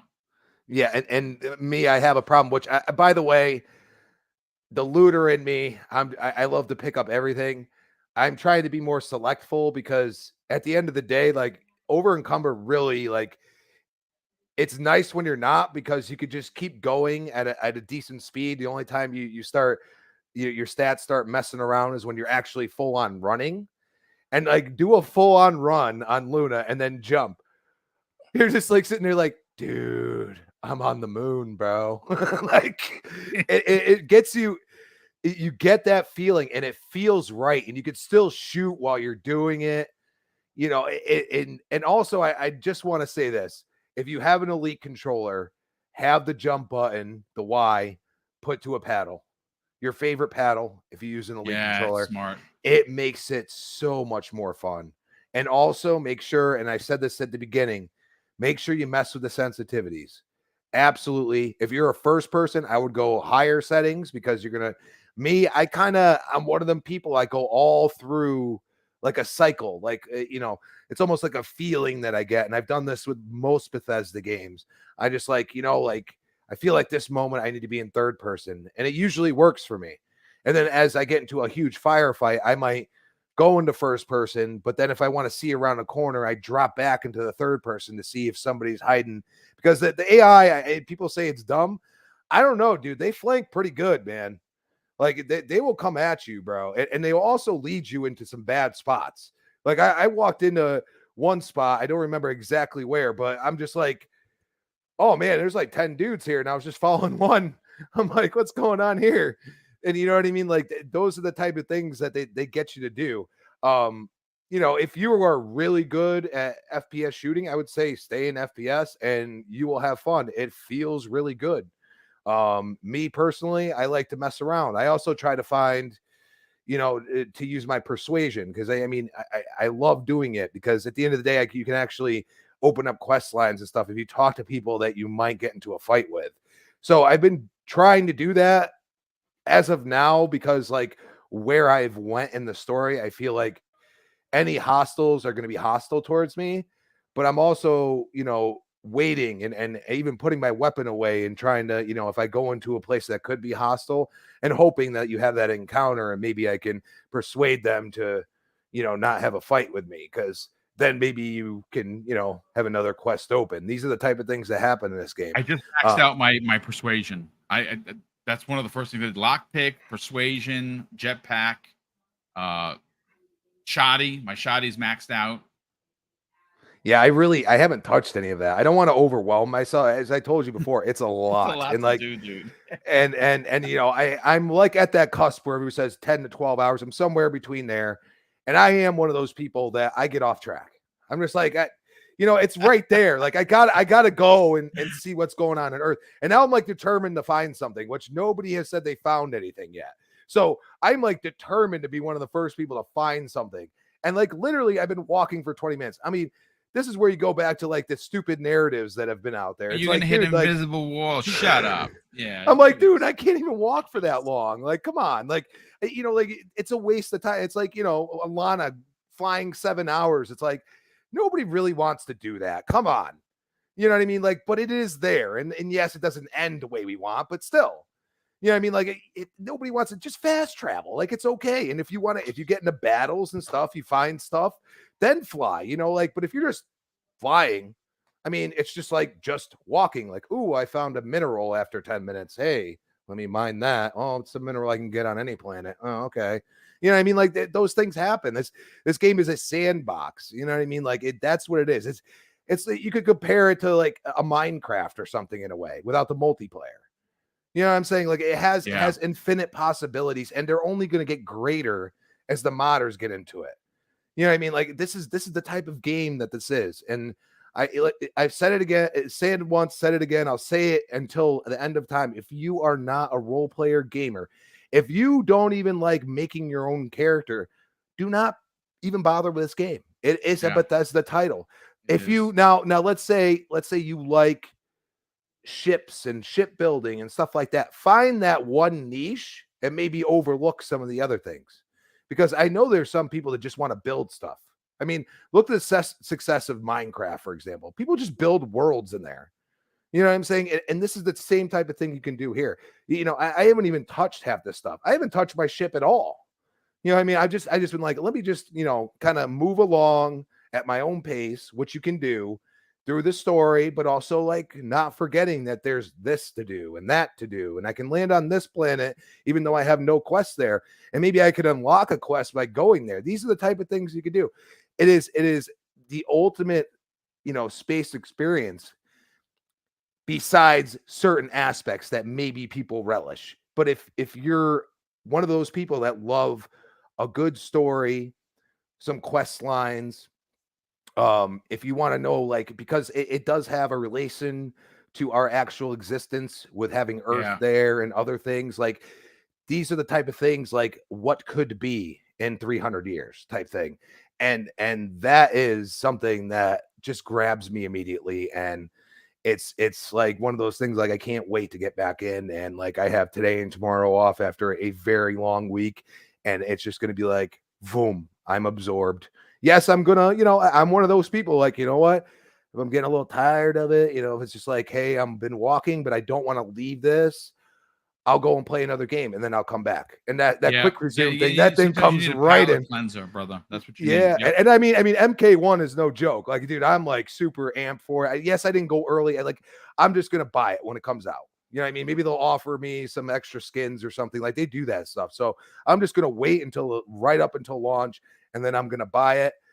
And then I you know, I'll probably be going back and forth between those two. You know what I mean? Because like at this point, it's the new hotness, and also those vibes you get from certain games over your lifetime. Like, this is one of those games you get a vibe, and that's why, like, where you say zeitgeist, like, it's there, and it is prevalent.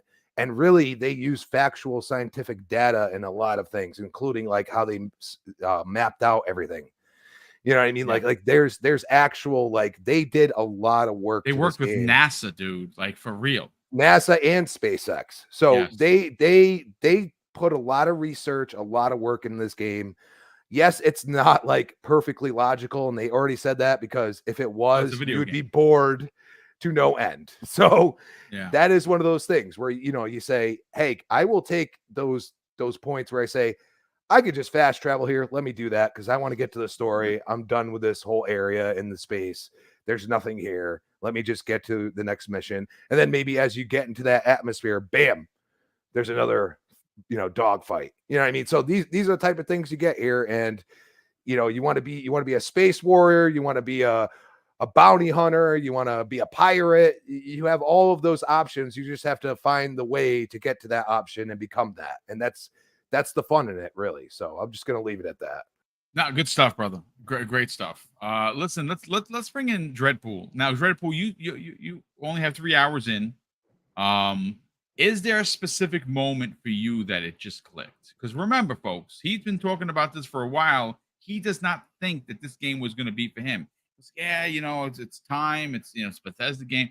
What particular moment for you was like, whoa, yeah, this is it? And the first part of the storyline, when you first get onto the first planet and you find the base that you kind of go through there, I was having a hard time again, with the very first part before you take off. I figured out that my controls are way off. There is no aim assist or any of that stuff, and I don't know what was going on, but I'm like all over the place. I was hitting every single hole in the Swiss cheese, but I was not hitting the cheese. You know what I mean? So, but once I got to the planet and I started doing some running around, I was trying to figure out what was going on, but I jumped back out into space, and I was like, I feel like something's missing. It's still telling me to go back. So I flew back down, and there was another ship I guess they were in a space battle, and like, oh, okay, so I can either help them or not. And then when I shifted away from them, there was another place that I didn't even know was there. I mean, I just turned around and there was another building. I was like, oh, wow. So I started going there, and then a spaceship took off, and I was like, oh, did I just miss something? What, and all of a sudden it's like right there, everything started falling into place of now I'm sucked in, because I don't know if I had not talked to them, would I have been able to make it to that ship? But would I have found that ship and that base had I not talked to the survivors that were stranded? You know what I mean? So it's like, which way would it have gone? And I think that's what kind of got me is, a lot of it is timing, so we've talked about this before where Todd has said, each person's experience is different. We're going to have the same conversations on certain missions, but there's a lot of other things that are going to be different from us, because we're going to be like, hey, did you see this? Did you see that? You were just talking about that guy that we're looking at, the hunter, that you're trying to convince him to join you, and you don't know if that's going to happen, but yet your brother ran into him and automatically shot him down. Shot your brother down. Yeah. So I that is what finally, like, for me, as only 3 hours in, that aha moment of like, okay, this could have been a different story had this not happened this way. Yep.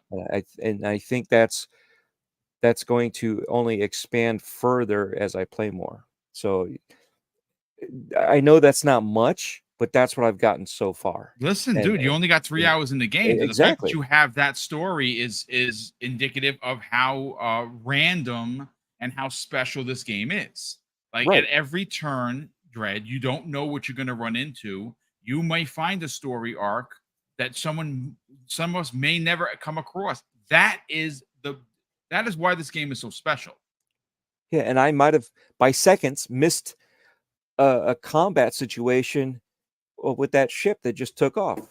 Yeah. You know, because I didn't even know it was there, and I was coming up on the building, and I look over as I hear this noise and it's rumbling, and then all of a sudden it's going up, and I was like, "What?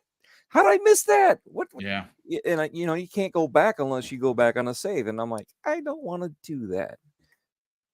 So, but again, it's that excitement of, what did I miss? Could this have gone differently? So yeah. No, I mean, listen, great stuff. And obviously, you saw I was doing a dual mission. I was working for the UC, and I was undercover, a narc inside the Crimson Fleet. I don't know how I messed it up. Now the Crimson Fleet don't want to deal with me. So now every time I see them, I kill them. And I went back to the key, which is where they're hanging out, and I'm like, let me see if there's been enough time. Maybe they'll let me pay some credits and forgive me. The answer is no. They're not forgiving me. So I think that quest line is destroyed, but it's fine because now I'm going to start stealing their stuff. I put it out on Twitter yesterday, Dave, that I came across a landed craft. I snuck on board. There were 5, I think 6 of them in the front cockpit of that were Crimson Fleet. They're pirates. I threw a grenade in, killed 4 of them. And my brother actually, I thought I got a $15,000 bounty that you killed the captain. Turns out, no. When you kill everyone there, that it erases the $15,000 bounty that was going to be on you. I'm like, what? So it's those kind of random events. And yeah, I did steal the ship. It's a Crimson Ghost. Nice. Is what it was. Yeah. So I register it. It had contraband on there. And you know what? Funny enough, talking about different instances, I'm not going to use my own. Jez Corden put out something pretty cool, Dave, regarding his experience. He says, pretty cool S. I was about to get scanned with contraband in Starfield while he was on the ship going into landing on a planet with a ship that had no HP, without and no repair kits left. Don't ask. Turns out the ship was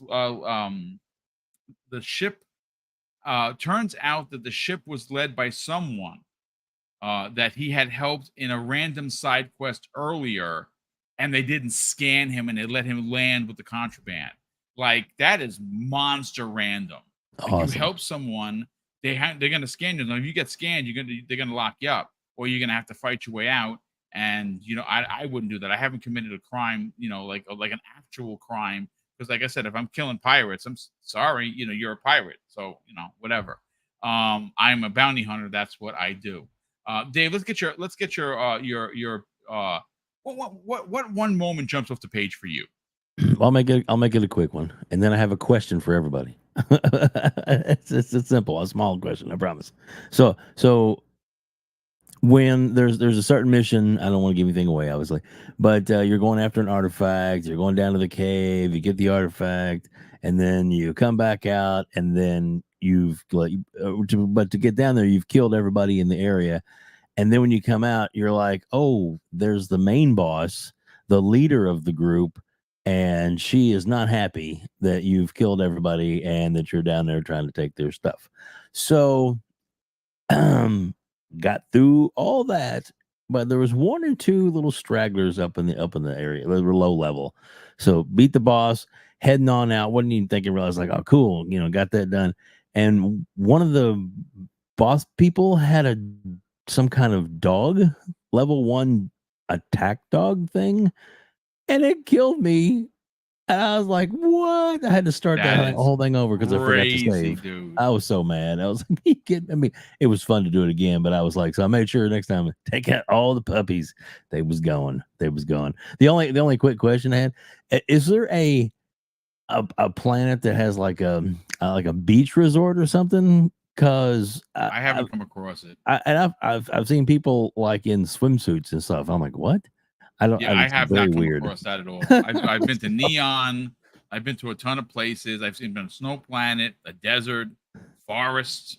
I've never come a beach one yet. No, I have. Well, I I need have to not get some seen. Bermuda shorts and wear around all over space. Just You know, saying. it's funny. That particular mission that you were on, mine went totally different. Oh, I there you talked go. my way out of fighting her, and Oh, the then we chat's were saying attacked stuff. by a bunch of creatures. I helped her and her crew. They didn't lose anyone. She comes up to me and says, "Thank you. I'll remember that." Cool. Very cool. So, Thanks, Dave, chat. Chat's helped me out there. Dave, if Yeah. you see Speedos and a gator, you'll know you're in Florida. oh wow, yeah, that's true. I've been to Florida a bunch of times. Yeah, me too. Too hot. Too many bugs. Too many hurricanes. Sorry. DJ Birdo DOS drops a very generous $5 super chat and says, Dreadpool, my brother. Boom, panel and all. Starfielders in the chat. Game on and smack the DAF UK UQ out, and I know what that means, out of the like button. That's very kind of you to say. Yes, please hit the like button. We had over 700 people here today. A lot of new names that I saw. So if you enjoyed the banter, please consider subscribing. We are on the hunt, folks, to 14K. We'd love to hit 15 by the end of the year. I don't know if we get it, but any new subs are always welcomed. And I do this 5 days a week, folks, Monday through Friday, 5 different panels, all different shows, all great content. And we don't use hate mongering to sell you the brand. We have Fantas Archer drops an additional very generous $5 super chat and says, here's a funny update for Starfield next year. Add a Redfall planet with reasons to go there. Might still be 30 FPS, but the AI will be better. That is hilarious, dude. I wouldn't be surprised, but I would love to see an actual Fallout planet. And we know planets are going to be, like on the horizon.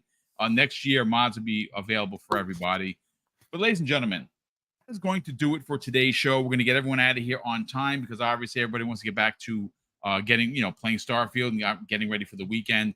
We'll start first with our very special guest, Silent Cypher. Please, by all means, sell your brand, brother. Talk about the Xbox International podcast that you are a part of, as well as, of course, where people could find you on social media.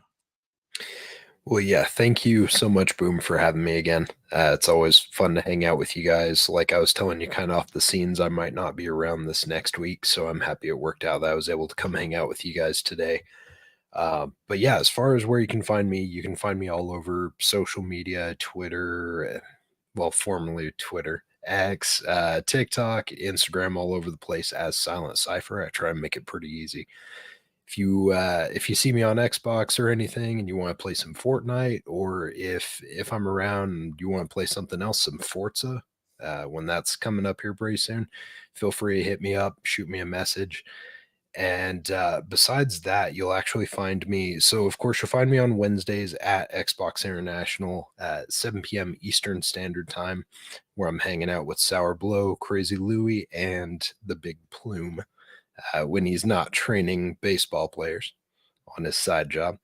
But you will actually catch me on Sunday, I believe, with Retri. Going to be hanging out with him for Gamers Council. Filling in for Web Dave, I believe. You Nice, are, but I'm actually nice. going to be there. But Oh, I'm cool. not. But I'm going to be on vacation. So Sweet. he's basically one of those things where I'm not going to have any control. So you guys are going to run the show, and I'm just going to be a guest of my own show. Yes. What shenanigans we can come up with. Oh yes. But yeah, so I'm looking forward to it. Make sure to come hang out with us Sunday evening. Obviously, we've got it's the Lord's Day, so we've got ILP in the morning, and then you'll be hanging out with us in the evening. Good stuff, brother. Great to have you a part of today's show. Enjoy whatever you're going to be doing next week. I know what it is, but we don't put it out on socials.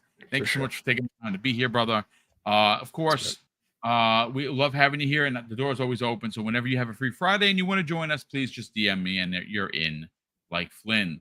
Crispy Bomb, brother. Sell the brand. Where can people not only find you here each and every Friday? I think you're with someone else named Wilney Hood, who is Horror Master #1. His holiday is coming up right around the corner, just like Dreadpool. And more importantly, where can people find you on social media to get the crispy truth, if you will? At Chris Baum on Twitter, X, whatever you want to call it. I don't care anymore. Still gonna Yep. call it Twitter. Me too. Chris Baum 28 Xbox Live. Yes, you can find me on Game Beyond the Box 7 p.m. I apologize to everyone. I've been absent for a period of time, but family comes first, and that's the way it rolls. But I will be back there this week, 7 p.m. Sunday. So we will see you then, and of course back on here on Breakfast with Boom Fridays, and you never know where you'll find me. We'll see you next time. Super appreciate it. Daryl Worthy says, yeah, it's a beach resort. Me and Sarah actually got married at. Oh, you know something? You're right. There is a beach resort. I was there. That was the end of her quest. I just didn't look around. Oh, so there you go. I actually was there. Daryl, thanks so much for the not only the confirmation but the clarification, brother. Welcome to the show. Dreadpool, let's bring you up on the screen. You can sell your brand, brother. Let's put you up there. Here we go. There you go. Let me just remove that so everybody can see it. Perfect. You can find Dreadpool at linktree.com/Dreadpool, youtube.com/Dreadpool, Twitter at Dreadpool, TikTok at Dreadpool, and not only that, hover.gg/Dreadpool. You can find him here each and every Friday, but you can also find him on Sundays with Wilmy Hood and the gang over on Gaming Beyond the Box at 7 p.m. Obviously, Crispy Bomb is a part of that crew as well. Where can people check out Breaking Bread with Dread, and what else you got going on? Yes, definitely. Again, first and foremost, thank you to each and every one of you in the chat. Thank you to our guest. I guess you're more like a resident now. Pretty much, yeah. But yeah, love everybody here. But yes, you can find Breaking Bread with Dread on my channel, Dreadpool, on the YouTube channel. It is on Spotify, Apple Podcast, and so forth. But don't forget, before ILP, we start off with Good Morning Xbox on the Iconic Video Games Podcast channel. So we start with Good Morning Xbox at 9 a.m. Sunday, and you guys know where to find us the rest of the time. So again, appreciate it. Love you all. Have a good time.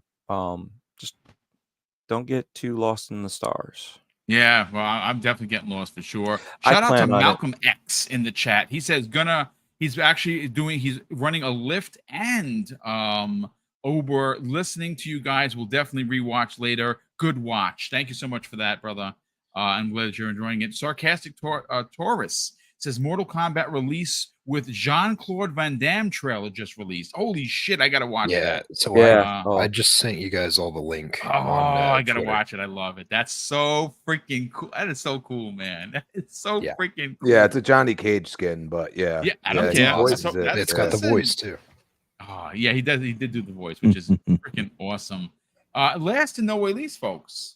Web Dave, sell the brand. Not only are you one of the best one-on-one interviewers, because you've had a ton of them, and pretty much everyone on this panel, as well as some big names in the gaming space, but talk about, obviously, your show each and every week, the Gamers Console Podcast with Retry. Talk about it, brother. Sell the brand. Oh, thanks, man. I dropped the link in the chat there. Yeah. So we still got, there we go. I was like, oh, man, that's awesome. All right. So, yeah, man. Thanks, Boom, for having me on. I love being here. This is amazing, and it's a good way to clear your head and to get into gaming. So thank you for that. I appreciate that more than you'll ever know. But yeah, man, the show coming up this Sunday is going to be great. We got Hargeet and we've got Silent Cypher, and like I said, I'm going to be a guest on my own show because I'm actually going to be in Pigeon Forge, Gatlinburg, the area. My daughter wants to go there on a vacation, so we're gonna head there. We already had plans, so we're just gonna go with it and do it. And I'm going to be remoting in, as it were, during the show. Little control. So if anything goes awry, it's all Retry and Cypher's fault. No, I'm just kidding. It's gonna be a blast. Actually, it'll be a lot of fun. We got a lot of stuff to talk about, and it's gonna obviously Starfield, but there's so many other things, and some fanboys are getting crazy, and yeah, it's gonna be fun. And I am actually still this whole month I'm taking off from doing the one-on-one interviews, but I am gonna be back with those. I just need a little step back to get some other things, done. But I do have some things in the works, and maybe one or two what you would call big ones that have to get corporate approval first to get those Very done. nice. So we're working on that, and hopefully they'll happen. But Boom, again, thank you so much. The chat's absolutely amazing. Please, everybody, hit the like button if you haven't subscribed. Boom is the best. You will Thank not you, sir. regret subscribing to Mr. Boomstick's mass array of awesomeness when it comes to gaming. Thanks, Boom. Thank you, sir. Appreciate that very much. Quan the Terrible, welcome to the show as always, brother. He says, 7 out of 10 game never has been this damn great. I love it. I love the slander. And he's absolutely correct. But listen, folks, thank you so much for hanging out. A big thank you to all of the channel member chat messages, as well, of course, as all of the big super chats that have come in. Again, we are going to turn those things around. We're having at the end of this month for Boom's birthday bash, Mrs. Boom and I are doing a $500 breakfast with Boom giveaway. We're then doing that again for Mrs. Boom's birthday bash in November. We're giving $500 away there. And in December, folks, we are doing the biggest giveaway that we have ever done on the channel. Last year, we topped out at $1,000 in 2 hours. Well, we are going up a notch. We are giving away for the annual Christmas with Mr. and Mrs. Boomstick, the 6th annual event. We're giving away $1,500 in a 2-hour show. And I'm proud to say that we are and will represent everyone throughout the globe, meaning that if you are on the other side of the pond, let's say in England, if you are, let's say, I don't know, South Africa, and you win a prize, we will get you that prize. We pay all transfer fees. We pay all denomination differences. You pay nothing. The only caveat, and I really want to put this out there on Front Street, is that we will not use a Cash App. You have to be subscribed to PayPal. It's the only way that we will send money, because it protects us. We are protected under their watchful eye, and we won't get scammed. So if you win and you're outside of the Americas, rest assured you will get your prize. And like I said, you pay literally nothing. What those denominations will be, we will get as we get closer to the holidays. We'll break them down. There's going to be a couple of pretty big bombs in there.